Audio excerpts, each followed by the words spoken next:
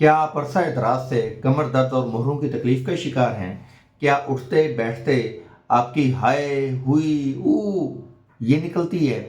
क्या सुबह जब आप जागते हैं बिस्तर से उठने लगते हैं तो कमर अकड़ी हुई होती है, या टांगों में सुनपन का एहसास होता है, या थोड़ा सा चलने पर आपकी तकलीफ बढ़ जाती है? अगर इस तरह की कैफियत हैं तो आपको शेटिका पेन है। शेटिका पेन होता क्या है? बेसिकली शेटिका पेन आपके अमूमी तौर पर L4 L5 कमर का ये हिस्सा जहाँ पे गड़ा पड़ता है जब खड़े होते हैं, तो इस पे L4 L5 के दबाव की वजह से, कंप्रेशन की वजह से हराम मगज जो है वो मुतासर होता है, और उसके नीचे से गुजरने वाली शेटिक नर्व जो है वो मुतासर होती हैं।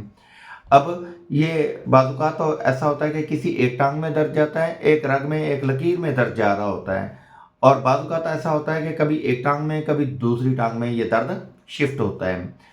देखा जाता है कि ये दर्द की वजूहात क्या हैं। दर्द की वजह डिस्क हर्निएशन हो सकता है, डिस्क प्रोलैप्सिस हो सकता है, बोन स्पर हो सकता है, यानी कि ये मुख्तलिफ कैफियत हैं, और इसका सही पता चलता है जब आप यूँ समझ लें कि एमआरआई करवाते हैं। एमआरआई में आपको क्रिस्टल क्लियर पता चल जाता है कि आपका मसला कहाँ पे मौजूद है, उसकी वजूहात क्या हैं, और उसका फिर तदारक कैसे करना चाहिए। अमूमी तौर पर इसके लिए डॉक्टर हज़रात आपको पेन किलर देते हैं, एंटी इन्फ्लेमेटरी या नर्व सुप्रेसेंट मेडिसिन देते हैं, ताकि आप वक्ती तौर पर एक अच्छी और सुकून वाली ज़िंदगी जिएँ।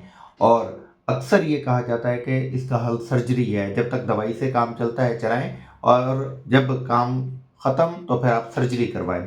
लेकिन अल्हम्दुलिल्लाह हम 500 से ज़ायद केसेस कर चुके हैं शेटिका पेन के हवाले से, और उनमें ऐसे केसेस भी शामिल थे जिनकी 1 से 2 दफ़ा, और कुछ ऐसे भी केसेस हैं जिनकी 3 दफ़ा सर्जरी हो चुकी थी, लेकिन तकलीफ ज्यों की त्यों थी।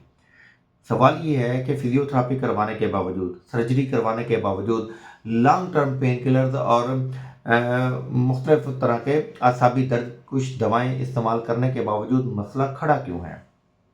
उसकी वजह ये है कि ये तमाम अद्वियात या फिजिकल एक्टिविटी जो है आपको वक्ती तौर पे सुकून तो फराहम करती है, लेकिन रूट काज को ट्रीट नहीं करती। होम्योपैथी में जब हम केस टेकिंग करते हैं और आपकी तबीयत और मिजाज के मुताबिक दवा देते हैं, तो सबसे पहले हमारी तरजीह होती है कि जो आपकी नर्व कंप्रेस हुई हुई है उसको रिलीज़ किया जाए। जब नर्व रिलीज होती है तो आपके दर्द की शिद्दत बहुत तेज़ी से बहुत हद तक कम हो जाती है, आपकी फिजिकल मूवमेंट बहुत ज़्यादा आसान हो जाती है, आपका रूटीन लाइफ जो है वो पहले की निस्बत बहुत ज़्यादा बेहतर होना शुरू हो जाती है।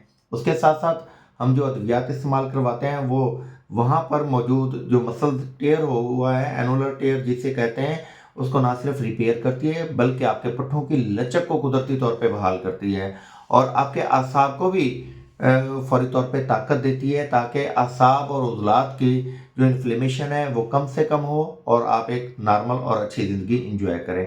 तीसरे नंबर पर इसकी वजह से आने वाला मस्कुलर स्पाज़्म और स्टिफनेस जो होती है उसको रिकवर किया जाता है। यही वजह है कि 2 से 3 महीने के इलाज से आप मुकम्मल तौर पर एक बेहतरीन ज़िंदगी जीना शुरू कर देते हैं।